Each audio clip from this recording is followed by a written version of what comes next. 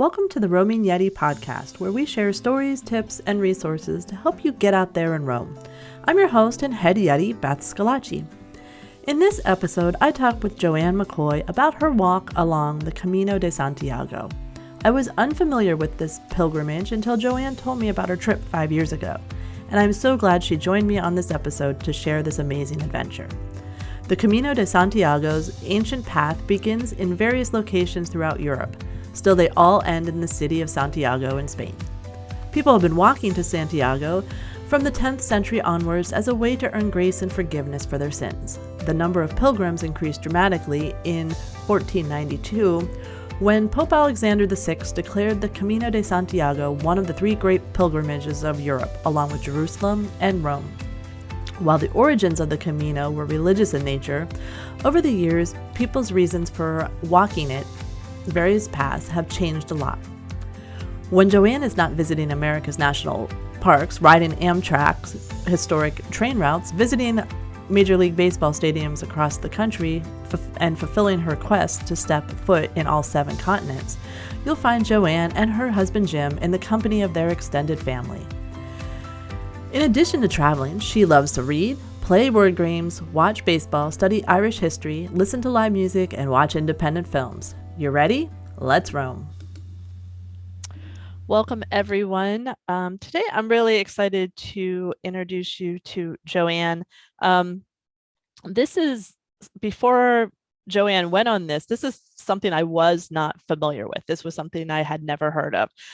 So it's really fascinating, and I hope you guys are as fascinated to learn about this as I was when we first talked. So Joanne, first of all, thank you so much for being here today. I'm really excited for you to share this information with everyone. Sure. It's about one of my favorite topics. So well, that's good, because I would really hate if you were like, oh God, I have to talk about this again. So we're talking about the Camino de Santiago. And I know it's sort of a big thing to talk about what it is, but I'm still going to make you explain it to everyone. Well, I will do my best. I'd like to be complete but short, so that's my goal. The Camino de Santiago, or Way of St. James in English, is a network, actually, of ancient paths, and they begin in a variety of locations all over Europe.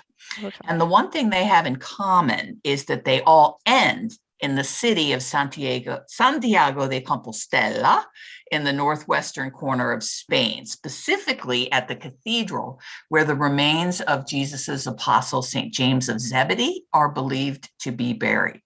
Now, the stories and the legends that surround how St. James's remains came to be there are very interesting, colorful, complex, but they would take far more time than I think either one of us or any of our listeners really want me to today. But if anyone is really interested in those very, very early beginnings, thousands of years ago, all you have to do is search on origins of the Camino, and you will get chapter and verse about the founding and the creation of the Camino. But I think what you need to know now is that it's enough to say that Christians in medieval times, let's say around the 10th century, believed that by walking to Santiago, and the Spanish verb for walk is caminar, so I walk is Camino.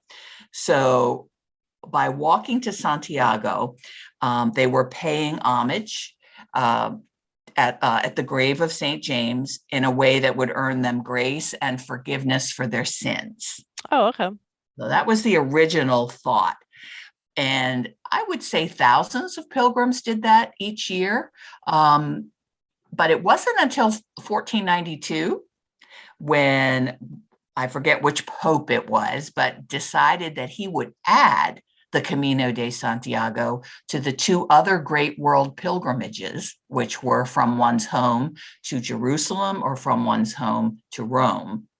And so suddenly the Camino de Santiago was one of the 3 big pilgrimages. And it was important back then for people who had committed crimes to do things and to pay for in restitution. And so walking this way was a way to do that and to thus earn their entrance into heaven. So that's how it started a long time ago. And I mean, the origins were religious in nature, but over the century, people's reasons for walking the different paths of the Camino have changed a lot. Okay. And this now, I think the last thing I checked, which were numbers from 2020. And of course, the Camino, like everything else, took a hit during the pandemic as many things were closed.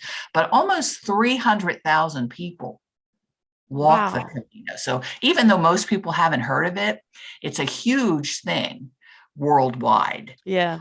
Yeah. So that's kind of the background of the Camino de Santiago in, I don't know, a few hundred words, 5 minutes or less. And which part did you walk? That's a really good question, and something I forgot to mention. I walked what they call the French route, the Camino Francis. It's the longest, at about 500 miles or nearly 800 kilometers. And it's the most popular one. So about 80% of the people who walk, the pilgrims are what we're still called, whether your reasons for going are religious or not. But about 80% of pilgrims actually choose the Camino Francis.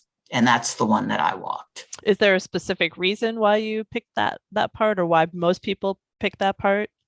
I think one of the main reasons is that the infrastructure along the Francis is better than other places. Okay. And I think this would probably be a good time to point out that there are parts of the Camino that are very much like a hike.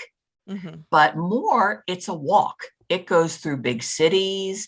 It goes along major highways. It goes behind the Pamplona McDonald's, which I know doesn't make it sound very interesting. But I mean, this path is at least thousands of years old. Some people believe that it's overtopped the ancient Roman road. So there's no way of knowing, but it is really old. And many European countries aren't as careful about zoning and those types of things as, say, we would be here in this country. And so buildings were built right on top of the Camino. So you do find, more places to eat, more places to sleep and stay, more places to get help if you need it. There is a route called the Primitivo, which is exactly that. And you probably are carrying, just like maybe you would on the Appalachian Trail, you're carrying something to make your own food, a place to sleep outdoors, those types of things. So the reason I chose the Francis is that I am hardly what most people would call an outdoors person. I was 62 years old when I decided to walk 500 miles by myself. So I thought it made sense to kind of stay on the beaten track for obvious reasons. So that's why I chose the Camino Francis route. So 500 miles definitely is not something I would call a vacation. So what motivated you to take this trip? Well, that is an interesting question, and one that is still hard for me to answer, because some people say, well, sometimes you choose a trip and sometimes the trip chooses you. And in this case, because it was so outside my comfort zone and outside what I would normally do, I kind of have to say, corny as it sounds, that the Camino chose me. And it started, I was watching a movie called The Way, which some people have heard of. It was written by actor-director Emilio Estevez, and it starred his real-life father, Martin Sheen. It was released about 10 years ago. And it's a fascinating story. It's fiction, but it's based on fact. And I was just taken with this movie. I absolutely loved it. I can't tell you more than that, because I really hope that if you haven't seen it, that you will watch it. And if people who are listening and are intrigued even a little will watch it, it's very entertaining. And for me, it was life-changing. But it just, I kept feeling very drawn to doing this. I loved the idea of just setting off I would say leaving my phone behind, but I didn't because I downloaded apps that help me find my way, although there are markers as you walk that help you find your way. But there are apps that were helpful and lots of reasons why a phone was just a safety measure. But, just my cell phone didn't ring with phone calls, it was texts home. And it really was just a way of stepping back from normal, hectic real life. And I heard some people use the expression pressing the reset button. It wasn't really a spiritual retreat for me, but there were elements that were involved in that. Right. So I can't really tell you.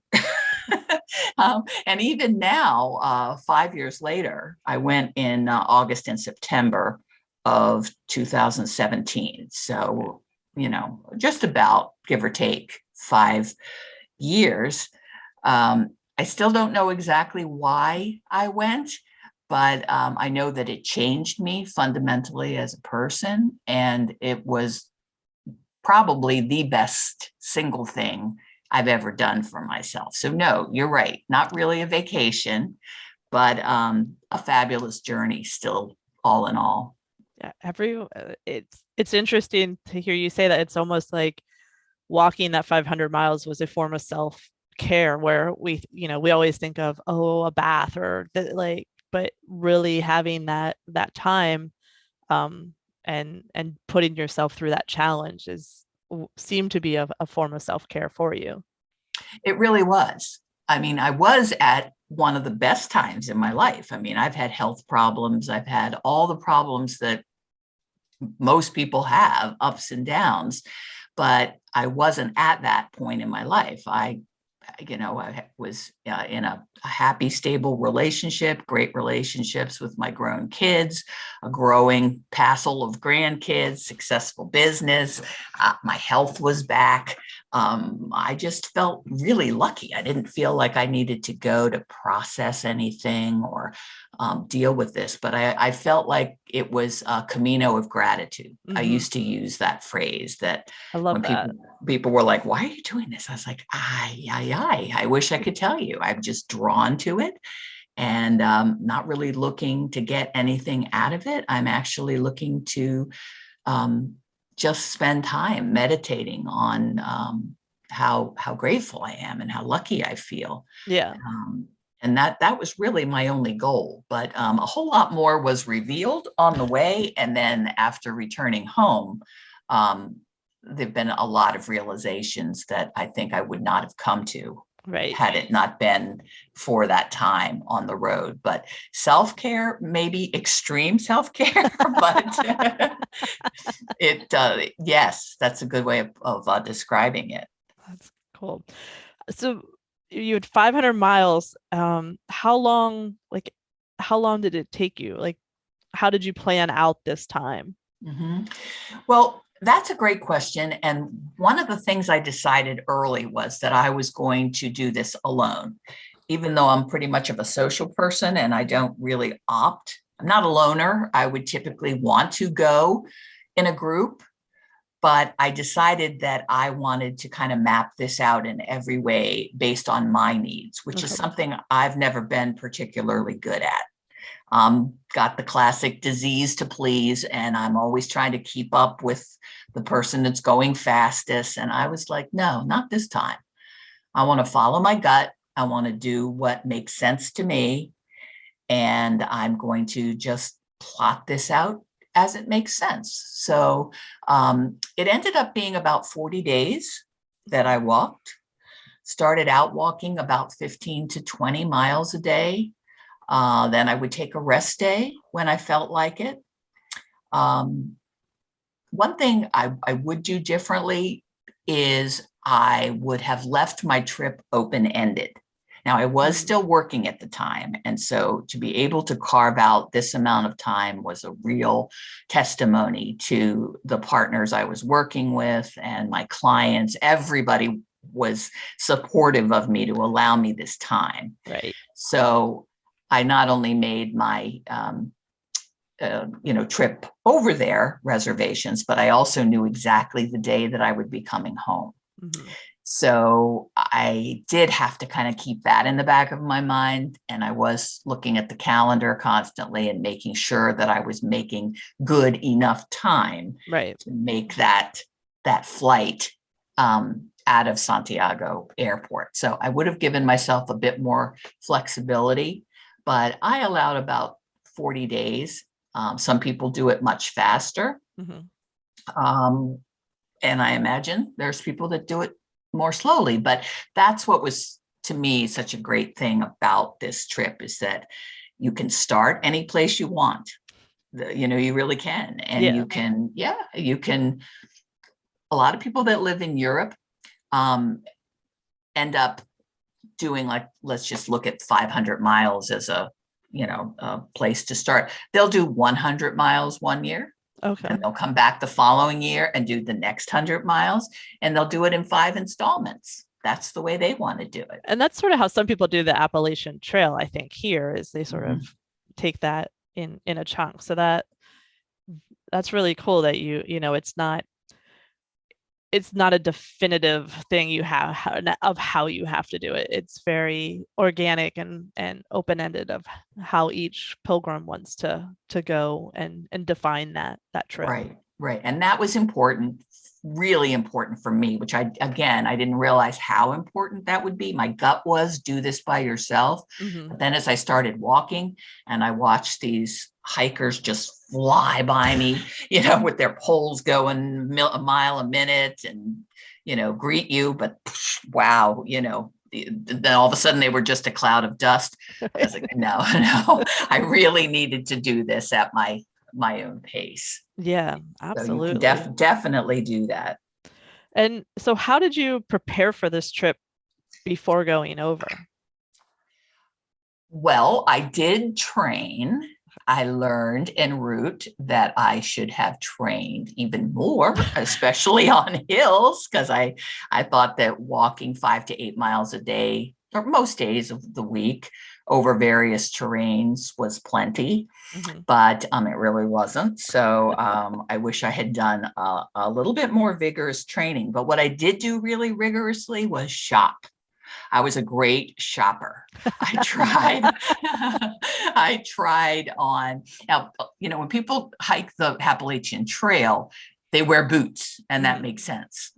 Boots would have been nice crossing the Pyrenees Mountains at the beginning, but most of the time people wear a nice, like lightweight trail sneaker. Okay. And so that's, by one of the, like Merrill, or one of the people that makes a good boot and a good solid, support structure. So I tried on dozens of pairs of those, and I was fitted for a backpack. Oh my gosh, I did so much research on backpacks. I went to REI, 3 or 4 times, and was measured and fitted and all of that. And then I would fill my backpack and walk with that.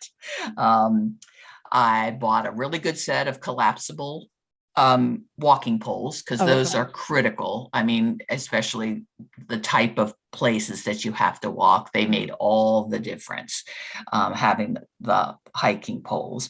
I read all the time. I mean, I'm a big reader anyway, and I typically read fiction and memoirs and all that. Well, I read almost exclusively Camino literature. There's a lot out there by experts that are like guidebook type things. And then there's, there must be hundreds of memoirs, self-published mostly, and articles that people who have walked the way, because that's the short way, instead of just saying Camino de Santiago or the Way of St. James, people talk about the way. So there were all these memoirs about people who have walked, hints, tips, tricks, all of that. I read incessantly for all of that. And again, I tested out the best socks. And one thing that was super helpful was I joined a Facebook group for women on the Camino called Camiga, which is a combination of the Spanish word to walk and the female friend. And that was really helpful, because women, it was only open to women. And people would post, don't stay at this particular place. It wasn't clean, or I felt threatened, or, they would put that kind of information up there. There was also a spreadsheet that you could see what women were walking on the Camino and what route, the same dates you were. Mm-hmm. And there was a safe way to reach those people. And sometimes we met up for coffee or something along the way. And that way you kind of knew somebody who was en route at the same time that you were. That's so And cool. I thought that was great. I really enjoyed that. And there's also a couple of really important purchases in addition to your gear.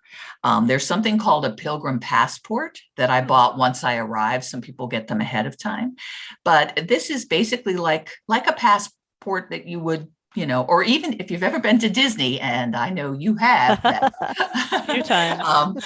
Over in the what's that called again? International part of Epcot. Oh yeah, the World Showcase. The World Showcase. Mm-hmm.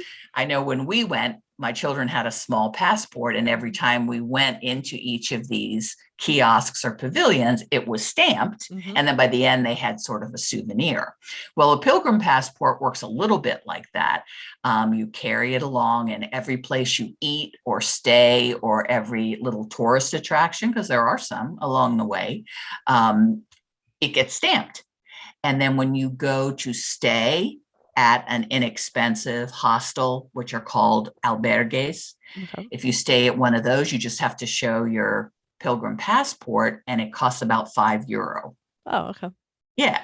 So, there's a lot of people that are just buzzing in and out of these towns, and they are really not invited to stay at some of the municipal and privately supported places that take care of pilgrims along the way. Oh, okay. So you just have to flash your pilgrim passport, and you get a pilgrim's plate for $5, which is a wonderful piled up thing, mostly carbs, of food.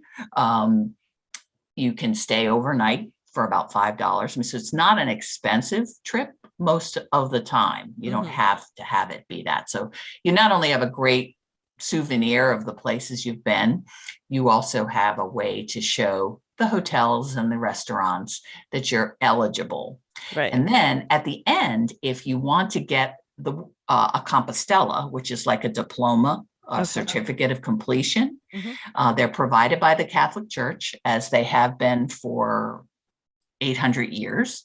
You have to go to the pilgrim's office in Santiago once you get there, and wait, because there's usually a lot of people in front of you, but you wait and you wait for someone who speaks your language, because this is an international phenomenon. There's people from all over the world. Right. So you wait, and unfortunately, I only speak English, which is really embarrassing when you're with all these, fully speak 3, 4, 5 languages. I know. But that's our American shame, I think. So anyway, I speak English, so I had to wait for the English light to flash. And then I would go over and I would offer my passport, and somebody would look at it and study it and make sure that I, had truly done this thing, ask me a couple questions, and then they would fill out this Compostela with my name in Latin and their name. Yeah, so I have that framed. That's another souvenir that means a lot to me. So I made sure that I had that before I left.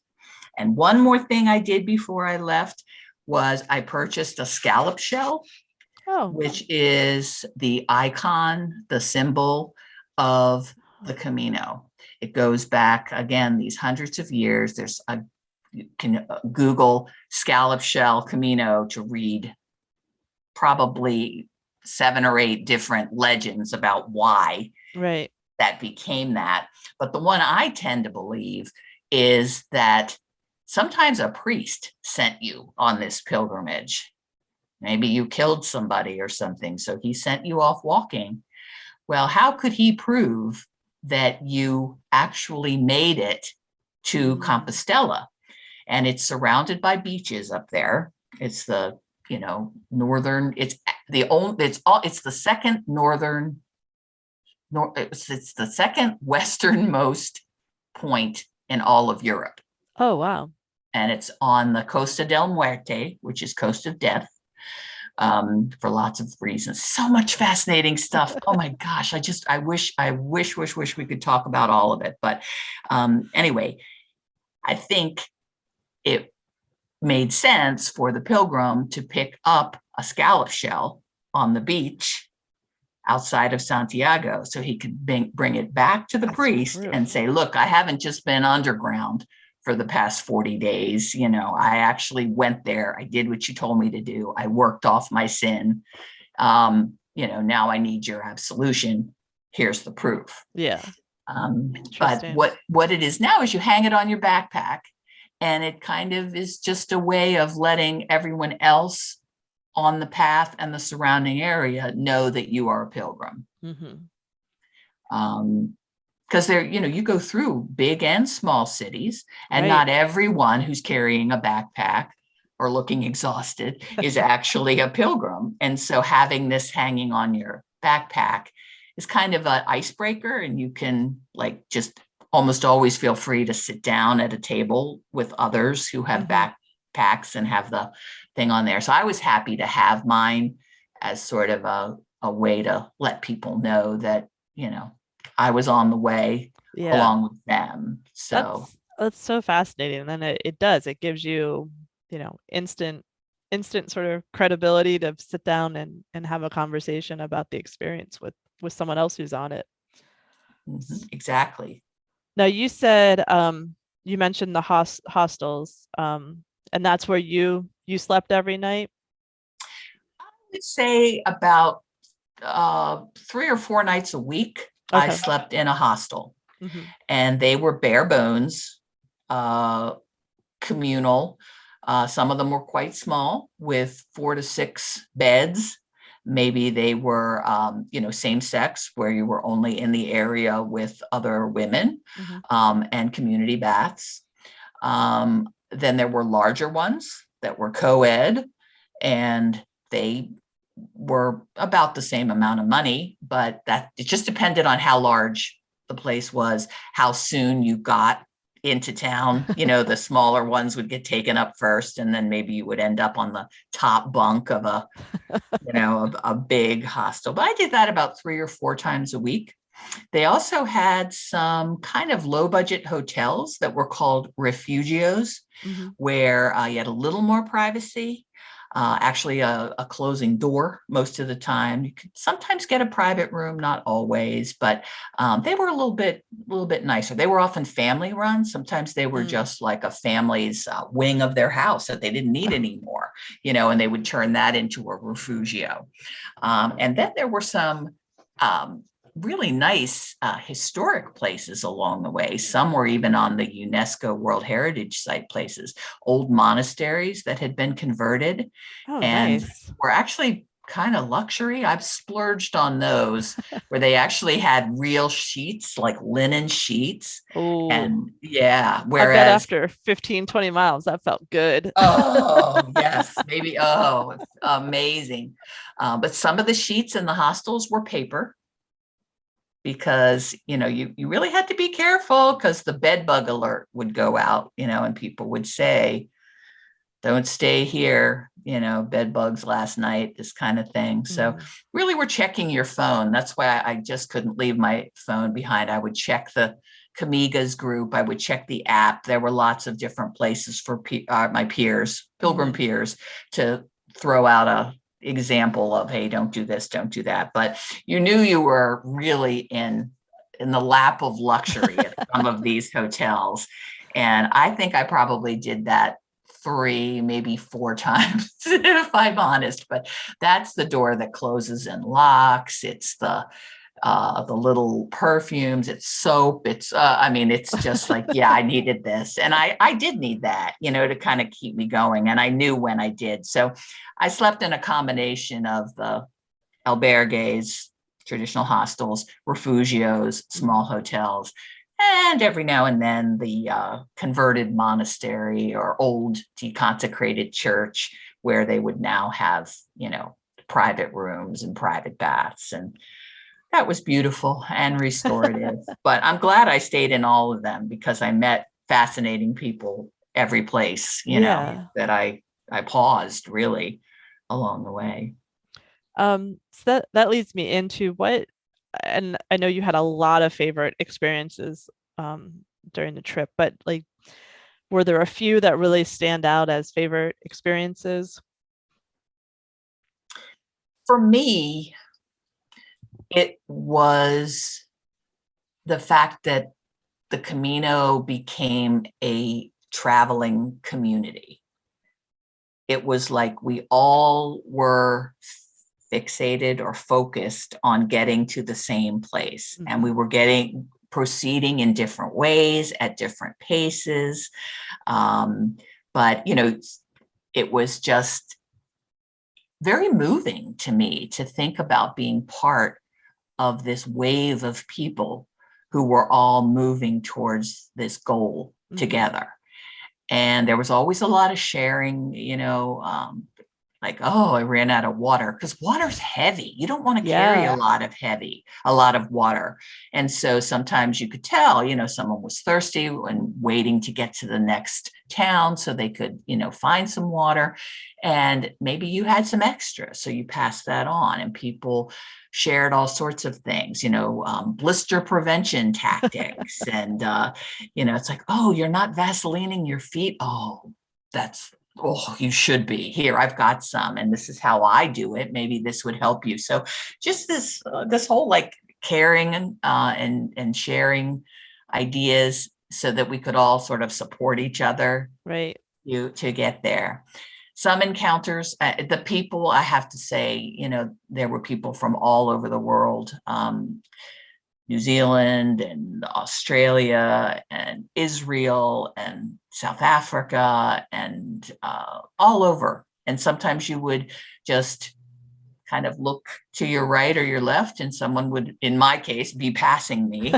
I was like the world's slowest walker, which I had to learn to like let go of that, because like I said, I wanted to be keeping up with everybody. You got to turn that competition gene off in that, right? That's a tough one for me. But someone would walk by and they'd pause a little, and the opening questions were always things like, so where did you start from?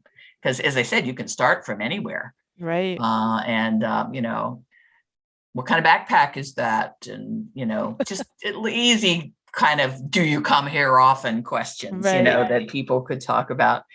But at the end of the day, when people would be at mostly the hostels, the most humble places, and everyone would be doing their laundry, because you're only carrying 2 sets of clothes, basically, something for on your back, and then something, for you to change into the next day. So you really had to keep up with, washing out everything, your socks and those types of things. So we'd all be doing our laundry together, doing our idea. And it was gorgeous weather most of the time. And someone would put on some music, and I don't know if it reminded me of college or whatever, but it just made me feel young and connected. And just, I don't know, I love that. That was the absolute best for me, was the friendships and the people that I met. So I just have to say that was my absolute favorite experience. I think it's so interesting and so cool that everyone there is doing it for their own reason and at their own speed and from their own, but it's the same goal, and it's the same and then which makes it a community, but everyone's sort of doing it in their own way. And I think that's what's so cool about it is that community, especially when you're saying like people are letting you know which places are safe or which places have this, and that really takes, that for me would take, I get like travel anxiety, so me not knowing not having ratings to look at would drive me crazy. Yeah Yep. I hear what you're saying. And I don't know if you remember, but probably the week before I left for my Camino, which would have made it sometime in mid-August of 2017, there was like a total eclipse of the sun. It was a really big deal, and people were making, viewing things and all that. And it wasn't like the typical times when there's partial eclipses. This was a huge, big deal. Right. And everybody it felt like in the US stopped that day to look up.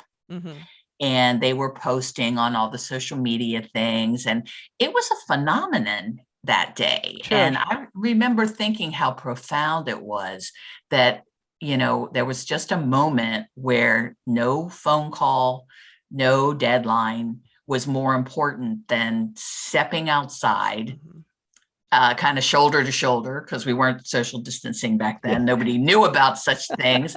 And looking up and, being like, that is so cool. And so as I walked on the Camino with my eye towards Santiago, I thought of that. I thought of how powerful it is to be with a group who all have a similar goal. And just share that with people. We don't do that enough, we really don't. So that aspect of it was a big part of the joy of all of it for me. So that's the person who's always worried about where their next meal's coming when they're on vacation, or any time for that matter. Did you have like a favorite meal or food on the way? Well, I did walk at the end of harvest season in August and September. And this was, the breadbasket of northern Spain. And so you were walking through farmlands. If you're a wine drinker, and I think you are, I'm not, but is it Rioja wines? They're very famous Spanish wines.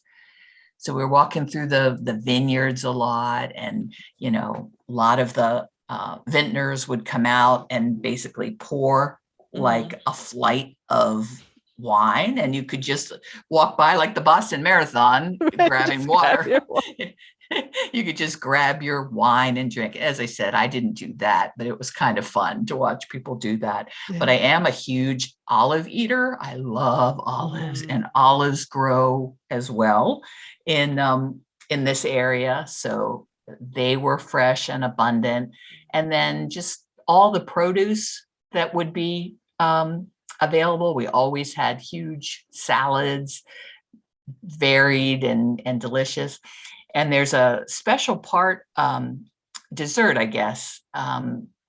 It's called, it's basically a Santiago tart, and it's almonds, which is another thing that is quite popular. It was like an almond tart and the coffee was fabulous as well. So you can imagine, finishing a meal like that was luxurious every day too. So you never had a choice, which was good, because I don't like making choices. Right. I don't like that. So it was kind of like whatever, the person in charge of the kitchen was making that day.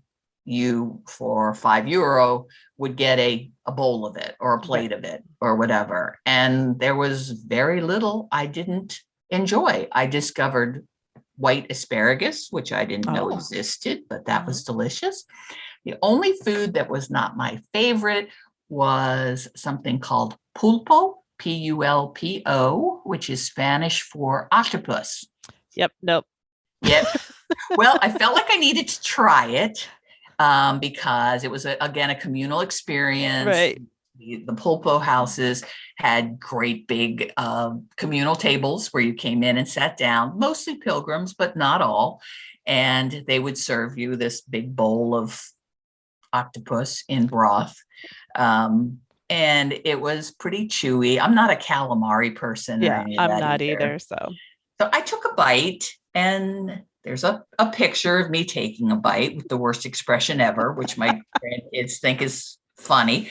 but I did want to try it. And then they had wonderful homemade bread, and the broth wasn't too bad. So between the broth and the bread, I was able to get a meal that night. But yeah, glad I tried it, but no, not a fan. Not a fan of not going back for it. Not going back. No, I wasn't. But yeah, between all I would rather eat vegetables and fruits than almost anything else. And so the fact that that was so abundant and fresh and usually picked out of the family who was running the refugio or whatever from their garden or something. It was just fine. So that was probably my favorite. And the good thing is, walking 15 to 20 miles a day, you can eat whatever and however much you want, because the calories you're burning in that day is. Yeah, that's true. That was a new experience to not really worry about any of that. So yeah, I didn't bring my Fitbit. I didn't bring anything. A lot of people did, like how many steps am I taking or any of that. I just didn't do it. I just walked, and that was my only job really for 40 days, was to get up and walk and do whatever I had to do to support that, What would you say was either you, I'm going to change the question that I originally sent you. What would you say was the hardest part of the trip? The thing that you just, you didn't like, or it was just the biggest struggle? Because I would imagine 40 days of this, there were several. At least I know I would have had probably 40 struggles. Yeah, well, I definitely had. And like the answer to some questions, the best thing about the trip was also the worst thing about the trip. I did it alone, which gave me confidence that I had never had in my life. Since then, it gave me the courage, having completed the Camino, gave me confidence that I've never had in my life, and allowed me to take on things and say yes to things that I never thought I would be capable of doing. So it was critical that I go alone. But the worst part of it was I was alone. And I missed my husband and my children and their spouses and my grandchildren and my friends, because I was meeting new people every day, but there was no familiarity, nobody that I just felt knows me from the inside out, that I just can completely be myself with. It was kind of that always on feeling that you get. Like a constant networking event. Yeah. Oh, that's a really good way of putting it. Yes. And there really were conversations might start casually, but for some reason, because we were all sharing this like profound experience, they went to really deep, really fast. It might start with, okay, what city did you start from? And what kind of backpack is that? To why did you decide to walk, Pilgrim? Pilgrim, why do you walk? And it's like, well, I tend to be pretty much of an open book. So I would feel like I wanted to share that information. And by this time, some things were sort of coming out, and I was talking to people, and then I was listening to what they were telling me. And quite often they were processing life transitions, the death of a lifelong partner, divorce, some other kind of change that maybe they wanted or maybe they didn't want, an illness. One of the women from Australia that I would walk with for a little while, and then we'd lose each other, and then I'd see her again, a few miles down the road. She was walking the Camino for her father, who had recently passed away and always wanted to do it. So she had a small vial of his ashes that she was leaving a little bit at each place, and that was extremely heartbreaking for her and exhilarating in some ways, I guess, to be able to do this. But, you're absorbing that from other people. You're not just talking about what you are doing and feeling. You're also it's a privilege to hear what they're doing and feeling. And so it was exhausting sometimes. And then to make matters worse, I tore my plantar fascia on my left foot about 2/3 of the way there. Just too much walking, and it was extremely painful. Could not get my shoe on, had to rest, and lost some time. So what I did was I even hopped on a bus or stuck my thumb out a time or two and got a ride. These were deep on the Camino. So I felt like, me, and that I'm not a particularly risk-taking person, right. But it felt okay. So I don't tell people I walked every single step. I did not. Right. I had to, because I had that end date, that hard end where I had to get on the airplane. I had to make up a little bit of time. Yeah. So, I would hop on a bus or, just take a, like I said, a cab, or a local woman one day was bringing her kids to school and she picked me up and took me, a few miles. So, you make your way. That's what I say. I try to use that phrase, made my way on the Camino, because I'm not trying to tell anybody that I walked every inch of 500 miles. I had to, use some workarounds. I won't say cheat. I had to use a little workarounds because, I was hurt, and injury and time definitely will affect how you have to make that way. Yeah, and it took me probably a year to completely recover from that. Wow. Once I got back to the U.S., I went to several, podiatrists and reflexologists and all sorts of people to try to help me. And it basically just was overuse, especially for me, since even though I thought I was training properly, I really needed to have been walking for longer. I probably walked 3 or 4 months in advance of training, and probably should have done it a lot more, but hey, it was the first time, I know I made a lot of mistakes. It's still remarkable to me. You mentioned that you learned confidence from your trip. Is there anything else you learned about yourself during the trip or after the trip, like you said? I guess one of the things that crossed my mind a lot while I was walking is the metaphor that life is a road. Life is a road. I mean, there's songs and there's poems and, the road not taken, and life is a highway, and all of the, it is.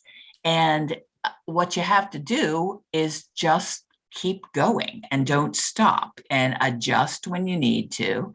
And like the Disney character Dory says in the movie, what is that one? Help me, Little Mermaid. Finding Nemo. Finding Nemo. She says, just keep swimming. Just keep swimming. And so I learned that that's what I needed to do, and that I didn't always need to have answers right away, that I could reach out to other people, that life wasn't really this big competition that I always thought it was, that I could be the last one into town each night and still be proud of myself. And so I think I came home a less competitive person. And that was a big change for me. That like you said, that competitive gene that had always driven me, I left that somewhere along the way. I just buried it and let it go. I think that's, those two things alone would be worth the worth the trip for sure. And I didn't know that's where I was going. Like I said, I thought I was just going to be thankful Right. just be, and I spent a lot of time being grateful. Um, and I'm telling you what, when I got home, I flew into Dulles Airport and limped my way, to where my husband was meeting me.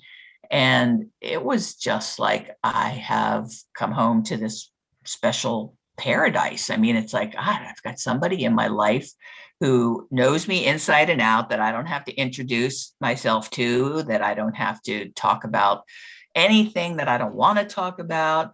And there'll be real sheets on my bed. And I mean, it was like every day was Christmas for Yeah. like a year later. It was like I could not believe just all the comforts that we have here and that we take for granted. And just all the people in my life. And I mean, I just really unleashed this tremendous tsunami of gratitude in me that I think I still have. I think I used to be a little bit, I don't know, sometimes maybe just not as grateful as I should be, thinking about what I didn't have instead of Right. what I did have, and it did change me.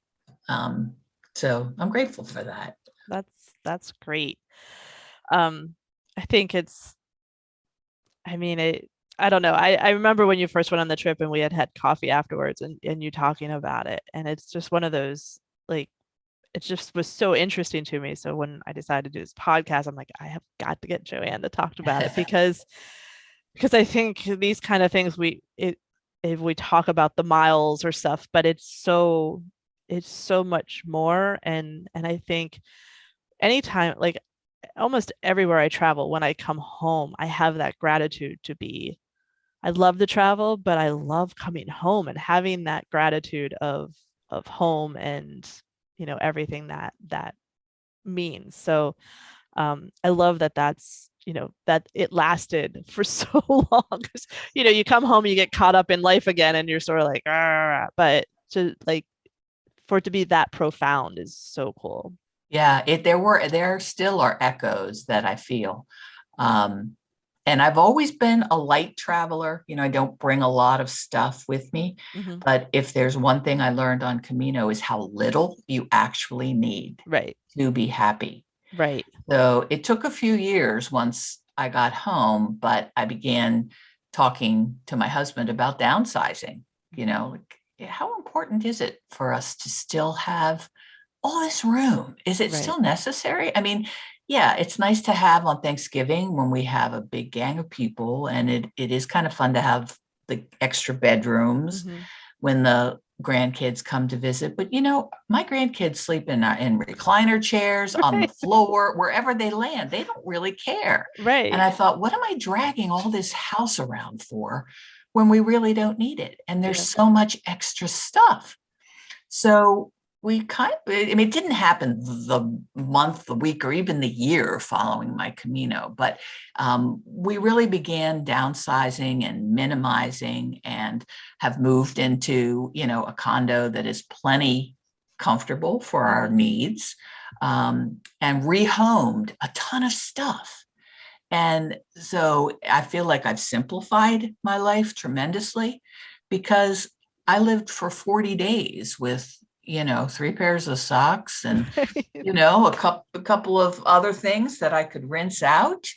And, my skin never looked better. And I had one bar of soap that was, see, it's been 5 years. Forgive me, I can't remember, but it was a shampoo and a body wash and Right. everything else. And it was like a little thing of soap, and that's what I had. And I didn't have all these fancy anti-aging products, and I was never healthier. And I felt like, except for the pain I was in from that Right. like half broken foot, I felt like, there was a sense of well-being from that simplicity Hmm. and that time. And so my life today is a whole lot simpler, and I like that. So I I I love everything about that. So and I really appreciate you sharing both the logistics and the um what it meant to you to go on that trip, and opening up about that. So now I'm going to sort of shift gears and throw a few of my end of interview rapid fire questions at you. Okay. Um, that, that are definitely not serious at all. But I think important. Like, what is your favorite road trip snack? Oh, I'm going to just say an apple. Okay. Because you don't have to wrap it. You don't have to keep it at a certain temperature. It's nutritious. It's good soluble fiber, all those things. So I'm just going to say a boring little apple honey crisp if I can get it. An apple is never boring. I have one every day at lunch. So There you go. Yeah. And Panera gives us one as a side. So, I mean, they're there you believers go. too. So, There you go. yeah, I have to say, that's probably the one I pack most often. Gotcha. And what is your next planned trip? Where are We you heading next? we are heading out to Colorado. Oh, cool. Yeah, we in September we did a train trip out west, and maybe we can chat about this another time. But we went to 9 national parks at that time. We went Okay. to Utah and Montana and a lot of national parks, which kind of made us think, oh, let's go to all of them. Why don't we try to visit them all? So we have a granddaughter who plays at a high level of competitive softball, and she has a tournament in Colorado. So we're going out there and we'll be watching some games. But when we're not watching games, we're going to go to Rocky Mountain National Park. Estes Park is not a national park, but it's still fabulous. I went there years ago and may try our hand at fly fishing or some outdoor activities Nice. like that. Yeah. Very So cool. that's the last 2 weeks in June. Sounds good. Do you have a dream trip that you want to take? I have two that I go back and forth between.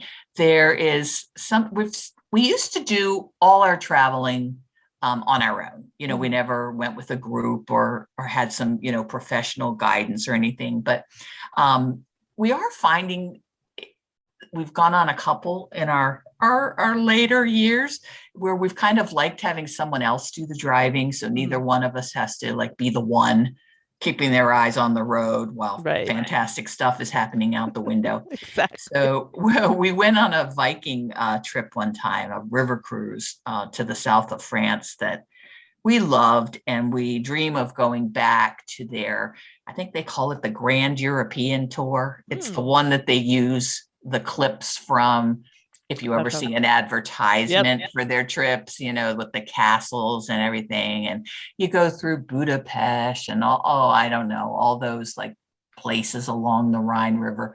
That just looks like a great bang for the buck trip. I know it's not inexpensive, but you see so much in the time. So we think about that. But then I know it's a very long plane trip, but I would love to go to Australia and spend like a month because it's such a big place. Yeah. You really do have to allow a lot of time, and probably would get a little professional travel agent support for that one too.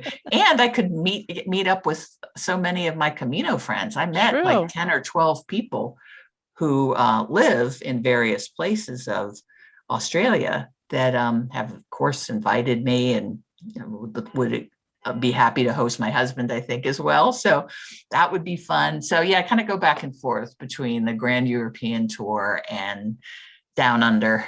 I don't know, maybe both. I was going to say both sound incredible. So, what is your favorite trip you've taken? Favorite trip? Wow. I'm going to say Italy because that was the first trip we took with a travel agent.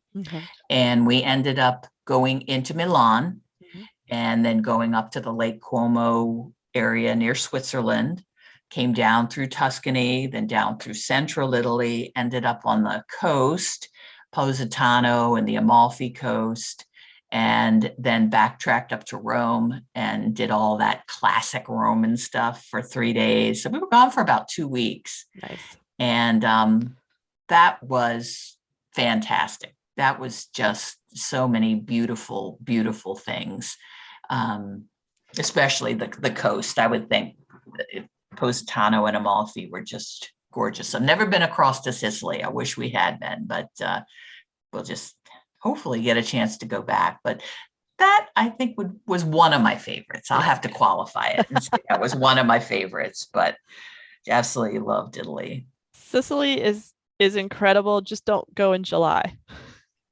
Because it's hotter We than were the very hinges hot, of, yes. oh, I bet. And we were staying with family, so there was no air conditioning, and the house wasn't quite on an angle to get the breeze. So our poor little air conditioned American lives were pretty.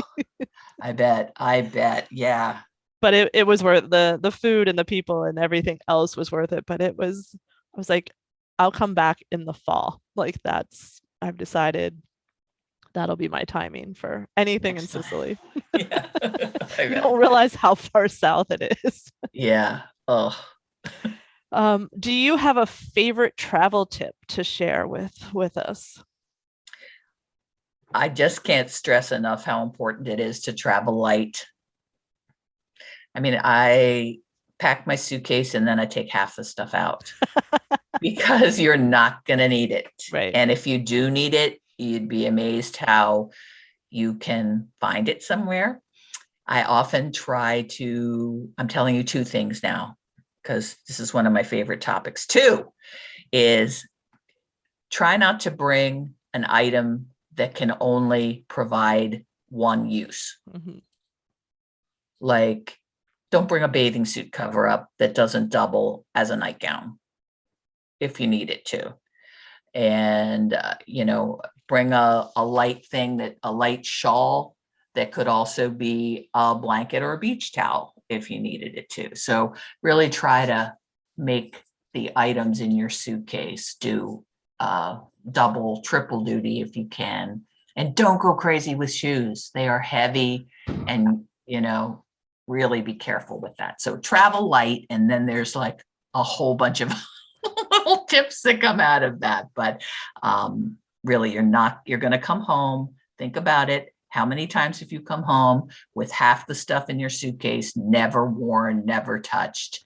So I am definitely trying to improve on that. I pack layers because I never know if I'm going to be hot or cold, and I need to be better about not needing or just reusing that, like multitasking with stuff, like you're saying. Yes, and here's the thing: there are laundromats in every town. I know. There are, and we enjoy actually going to them because you're going to meet the real people doing their laundry. True. And so why not? And depending where you are, you might get an invitation for dinner. So that's what I'm talking about. Or a really good hint about someplace. Oh, have you been here? You should go here. So yeah, you can do laundry. And it took me years to figure that out. I also try to bring stuff that's fast drying. There's a lot of these, the brand that Duluth Trading has is called Armachillo, I think. And it's thin, lightweight, and you can basically swish it in the sink with a little soap, squeeze out the extra moisture in a towel, and then it'll be ready for you the next morning. So try to look for those, on the travel clothing sites like Magellan. Try to find some quick, like there's like camisoles and underwear and those kind of things are very easy to wash and wear like that. So that's definitely something I try to do too. Very good. And this has become more interesting topic than I thought with people so far. Do you fold or roll your clothing when you pack them? I'm a roller, baby. I roll. Yeah. And I use packing cubes too. I'm hearing that more and more. I finally used them on this past trip to California, and just from keeping my stuff organized, even that was game changing for me. So I am a new convert on the packing cube for sure. Yep. And all right. So what what or who is on your travel playlist? Well, that's a great question because music is a huge part of any trip for me. And I really overdo it because I try to decide what music goes with the trip we're going to. So if we're going to be floating down, a river in the south of France, I'm going to want some French music, some Edith Piaf, some La Vie en Rose, and, little fancy things like that. And Spotify will give me all kinds of great ideas like, ooh, if you're listening to that, you should listen to this and put this on your playlist. So then I end up with music that kind of goes with the territory. Mm-hmm. And when we were taking the train across the heartland of America, I listened to Fanfare for the Common Man by Aaron Copland. And what else did I put on there? Oh, the soundtrack from Dances with Wolves. Mm. And that was just, I did not see, unfortunately, herds of buffalo like John Dunbar did in the movie, but it was just all about open space. And it was this perfect score to listen to that. I love that you theme your music to your trip. I do. That's amazing. I love that so much. Kind of crazy, but no, it's not. Of course, I do have my favorites, but I do, and I throw those in there too. But we do try to create a score based on what we're actually doing that kind of complements or creates an ambiance to where we're going. Yeah, because I love the preparation part. I love the shopping. I love the planning. I love the reading beforehand, and I love creating the playlists that helps me wait for wheels up when it's time to go. I get so excited, and this fills the time in between trips. I love that. Well, again, I want to thank you for your time and sharing, again, I said, like, the information as well as sort of the heart story of that trip. It's so inspiring. Not enough that I'm going to go do it, but I'm not sure my legs can hold me up for that long. I could maybe do the 100 miles a year. Like, that's something I can look at, but I hats off to you for the full walk.